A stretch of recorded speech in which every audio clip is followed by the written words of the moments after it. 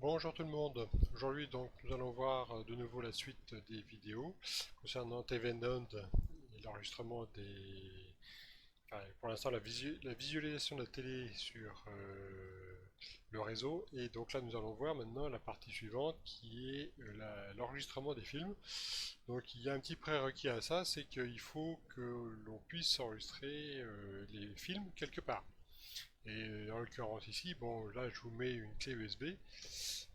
On peut l'enregistrer donc sur une clé USB, un disque dur USB aussi, et un disque dur externe. Et donc, pourquoi on fait ça? Parce qu'il faut pas, on ne peut pas, par manque de place, déjà d'une, enregistrer les films sur la carte SD qui est fournie dans la Raspberry Pi, parce que bon, bah, les enregistrements prennent déjà pas mal de place. Un film d'une heure et demie, en général une heure et demie, 2 heures, en HD, c'est donc à peu près 6 Go, si, même, ouais, si ma mémoire ne me trompe pas trop. Ça fait que des cartes SD de 16 ou 32 Go sont très vite remplies avec 2, 3, 4, 5 films, quoi. Donc on sépare le stockage des films de la carte SD. Et en plus, deuxième point aussi, ça évite d'user prématurément la carte SD parce que bah, les cycles de lecture et écriture sur des cartes comme ça, bah, ça fait que ça s'use rapidement. Alors vous me direz, une clé USB c'est pas tellement mieux, mais là, bon, je vous mets ça pour l'exemple, mais c'est tout, quoi. Le mieux, c'est évidemment un disque dur mécanique qui déjà vous permettra d'avoir des enregistrements sur 1 Tera de disque dur. Vous allez déjà pouvoir enregistrer déjà pas mal de choses. Donc ici, ce qu'on va faire, c'est qu'on va déjà commencer à regarder comment que le Raspberry Pi est quand la clé n'est pas branchée. Donc là, pour lister les périphériques disques, on fait la commande lsblk. Donc ici, on peut voir que après, c'est pas forcément reconnu pour tout le monde, mais ici, c'est la carte SD en l'occurrence. Donc ici, on peut MMC BLK0, c'est la carte SD en elle-même. Et donc on peut voir ici qu'elle contient une partition 1 qui est montée ici pour le démarrage et la partition 2 qui contient le système. Le système, c'est slash directement comme ça. C'est la racine du système de fichiers. La racine de Linux, là où est contenu tout le système d'exploitation. Tous les dossiers, var, etc., USR, etc. Donc là, on voit comment c'est listé, et donc maintenant, on va pouvoir brancher notre clé USB. Voilà, on branche avec le USB. Bon, ici, je l'ai branché sur les ports USB 2 parce que c'est une clé USB 2, mais c'est pas dramatique ça. Si c'est une clé USB 3, autant la brancher sur de l'USB 3. Bon, toi, hop.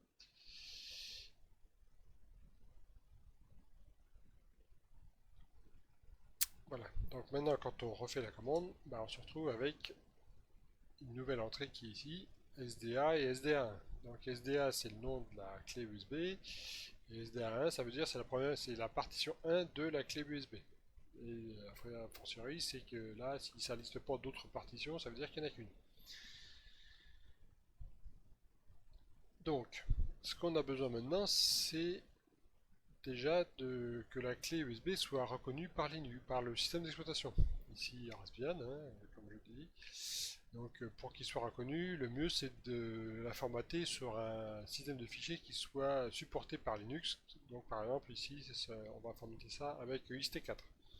Il existe d'autres systèmes de fichiers qui sont soit XFS, soit BTRFS, enfin il y a quelques autres systèmes de fichiers. Ici moi je vais utiliser le plus commun qui est XT4.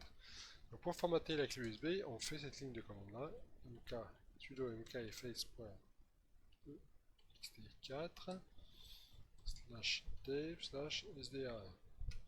Alors on rajoute slash dev slash le nom de la clé là, c'est normal, c'est le dossier dans lequel est contenu la clé USB. Parce qu'il faut savoir que sur Linux tout est un fichier. Une clé USB c'est un fichier, un processeur à la limite c'est un fichier, un écran c'est un fichier, etc. Donc là, le fichier de la clé USB en question, le fichier matériel de la clé USB, s'appelle /dev/sda. Donc là, on formate la clé USB, on lui dit qu'on veut procéder parce qu'il y avait déjà un système de fichiers ext4 dessus, donc c'est une petite sécurité, on répond oui. Là, le formatage se fait, ça va pas durer extrêmement longtemps, surtout que là c'est une clé USB de 32 Go, donc c'est pas bien long. Donc voilà, c'est terminé. Alors ce qu'on a besoin maintenant, donc là on a formaté notre système de fichiers. Donc si on fait lsblk, bah, on retrouve comme tout à l'heure la clé USB, ça n'a pas bougé. Donc maintenant ce qu'il faut faire, c'est qu'on puisse y mettre des fichiers dedans, dans la clé USB. Donc on ne peut pas directement mettre des fichiers dans SDA1 comme ça, il faut faire ce qu'on appelle un montage. Et pour monter la clé USB, enfin la partition 1 de la clé USB, on fait sudo mount slash dev slash sda1 et dans un dossier de fichiers n'importe lequel.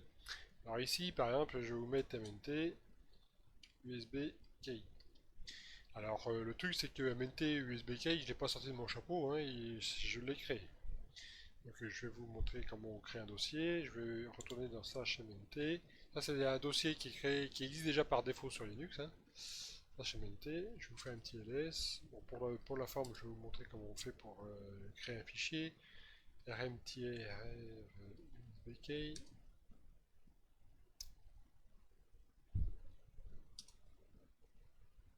Oui, évidemment, si je mets pas ça en sudo,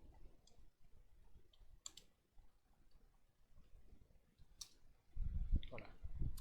Donc pour créer un fichier sur Linux, là pour l'instant, il faut qu'on le crée en sudo, en super utilisateur. Donc sudo mk-v, comme ça on aura des informations. Sudo mkdir-v usbkey, ça nous crée le répertoire, donc voilà, mkdir, création du répertoire usbkey, donc là, pour s'assurer du truc, on fait un ls, et ça nous crée bien ici le dossier usbkey. Donc on retourne dans notre espace utilisateur, et donc là, ce qu'on va faire, on va donc bien copier cette ligne là, tac, et là donc, ça nous a monté la clé USB et on peut y aller pour y mettre des fichiers. Donc, /mnt/usbk, on fait un petit ls. Alors là, il y a un dossier qui existe par défaut, hein, vous en prenez pas compte, c'est un dossier système. Donc là, si on veut créer un dossier dedans, par exemple, sudo touch test, voilà, hop, voilà, sudo, test.txt, hop, on tape tout n'importe quoi, hop, beaucoup de tests dans mon truc, bon ben, voilà. Là, on peut voir que le fichier test est bien créé. On fait un petit cat pour voir ce qu'il est temps. Et c'est bien, il y a déjà bien test dedans. Donc là, ça nous prouve juste qu'on écrit sur la clé USB. Et on va faire aussi un petit tour par l'SBLK de nouveau pour voir où est si le point de montage est bon. Donc on voit ici que le point de montage est bon sur SDA1 MNT USBK. Donc une fois qu'on a fait ça, donc là je vais enlever mon petit fichier, hop, avec sudo cmu. Voilà, une fois qu'on a fait ça, il faut qu'on rende permanent le montage, parce que là, en fait, dès que vous redémarrez le Raspberry Pi, bah en fait, le, la clé USB ne sera plus montée. Là, c'est juste un truc, c'est quand on fait un sudo mount, enfin cette ligne de commande là, en fait, c'est temporaire. C'est juste le temps de l'exécution de l'ordinateur. Donc, on veut rendre ça permanent. Et là, on va faire un cat /tc/mtab. Et là, on peut voir que la dernière entrée qu'on a fait, c'est celle-ci. Et c'est celle-ci aussi qu'on va devoir mettre dans notre fichier /etc/fstab pour rendre le montage permanent. C'est-à-dire qu'à chaque fois que l'ordinateur démarrera, la clé USB sera de nouveau montée dans MNT USBKey. Et pour ça, on fait sudo nano /etc/fstab. Donc pour pouvoir copier directement la ligne comme ça, vous surlignez avec votre souris, hein, hop. Alors soit vous pouvez faire un copier aussi, déjà un copier, mais normalement si vous êtes sur Linux, c'est pas nécessaire, c'est optionnel on va dire. Mais si vous êtes sur Windows, c'est mieux de le faire. Donc slash dev, voilà, vous surlignez ça. On va ici et on copie notre ligne là. Alors en fait, voilà, c'est fait. Donc ça reprend exactement les montages que l'on a fait là. Mais il y a un petit souci avec cette formule, c'est que en fait, si vous si vous connectez une autre clé USB qui s'appelle qui s'appellera ça se trouve de la même façon, et ben en fait le point de montage ne sera plus bon. Parce que la clé USB que vous aurez branchée sera pas sans priorité sur la dénomination des clés et ben en fait la, la clé USB ne sera plus, ça sera plus la bonne qui sera montée dans slash MT USB KI. Alors pour pallier à ce problème, eh ben, il faut que l'on aille chercher en fait les numéros, les identifiants uniques du disque. On va déjà sauvegarder ça, CTRL X et puis entrée, voilà pour sauvegarder.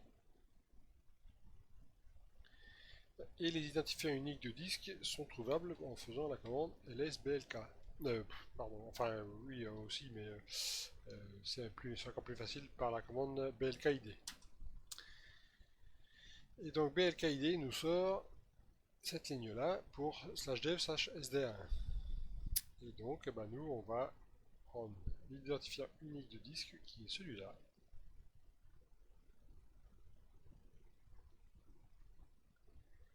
On fait copier, on retourne dans notre dossier fstab, on supprime ça, on met notre identifiant unique de disque, on enlève les petits guillemets, voilà. On va faire en sorte que ça soit un petit peu plus cohérent avec le reste des lignes. Voilà, tac, tac. Et donc une fois ça fait, on va s'assurer de la chose que en fait la clé USB est bien remontée à chaque démarrage. On s'en va, on fait oui. Là on va la démonter, sudo umount 1. Ah oui, bah forcément je suis dans le dossier de la clé, donc c'est pour ça qu'il marque ça. Si on fait LSBLK, on voit qu'on n'est plus monté ici, il n'y a plus rien. Ici, on va s'assurer déjà avant de redémarrer que le montage se fait bien. Alors sudo mount-a. Ah, alors il nous dit qu'il ne trouve pas ceci. Alors, lslk-f. Ah, alors oui, alors tiens, c'est bizarre ça. Alors, en fait, il faut plutôt utiliser lsblk-f pour avoir le bon UID parce que celui qui nous est sorti par blkid n'est pas le bon. Bon, bah qu'à ça ne tienne, copier, tourne.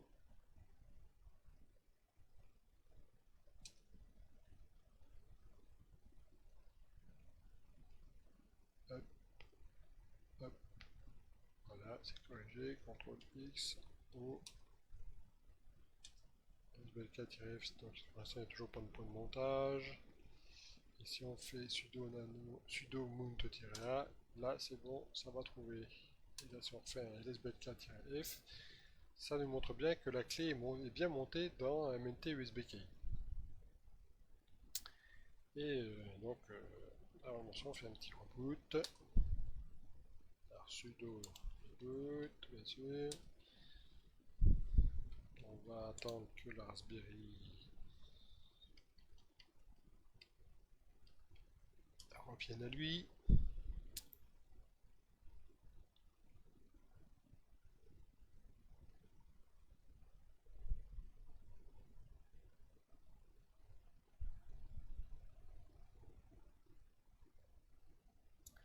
En général, quand le réseau est revenu sur le Raspberry, c'est que le Raspberry a redémarré.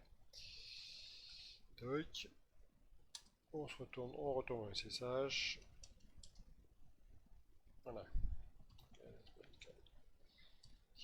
F.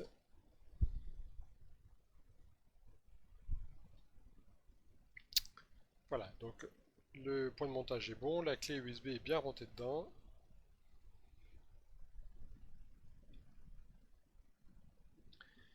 Donc on est parfait. Et dernier point à faire, en fait, pour pouvoir avoir le droit d'enregistrer des fichiers dans la clé USB, il faut qu'on attribue les bons droits hein, directement à l'utilisateur HTS, qui est l'utilisateur de tvNand. C'est lui qui va écrire sur la clé USB. Donc, enfin, c'est cd mnt usb key. Ah non, cd. Il faut qu'on soit sur /mnt. Là, quand on fait l'STRL, on s'aperçoit qu'on est avec les droits root, les droits, c'est-à-dire les droits super utilisateurs. Et c'est pas bon pour le dossier USB key, parce que lui, quand tvNand va vouloir enregistrer quelque chose dans ce dossier-là, puisqu'on va lui indiquer ce dossier-là, et bah il va pas pouvoir parce que les droits ne seront pas cohérents avec les droits que lui a et que root a, que le dossier a. Le dossier est à root et en fait il n'a pas le droit l'utilisateur HTS, enfin de tvNand n'aura pas le droit d'écrire dans le dossier root. C'est des dossiers super utilisateurs et tout le monde n'a pas le droit d'écrire dedans. Donc pour pallier à ce problème là, on fait sudo chown.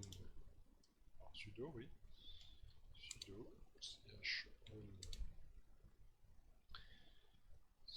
chown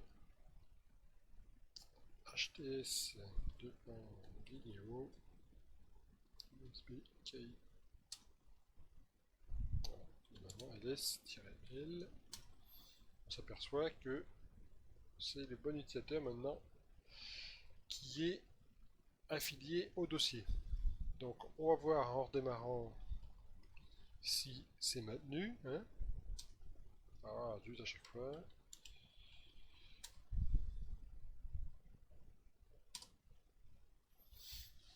Il faut absolument qu'au redémarrage, les droits sur les dossiers restent à HTS, hein, bien sûr.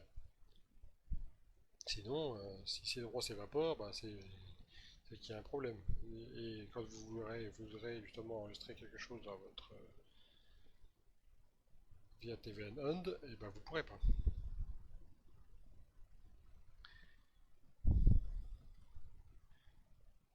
Hop, on y retourne.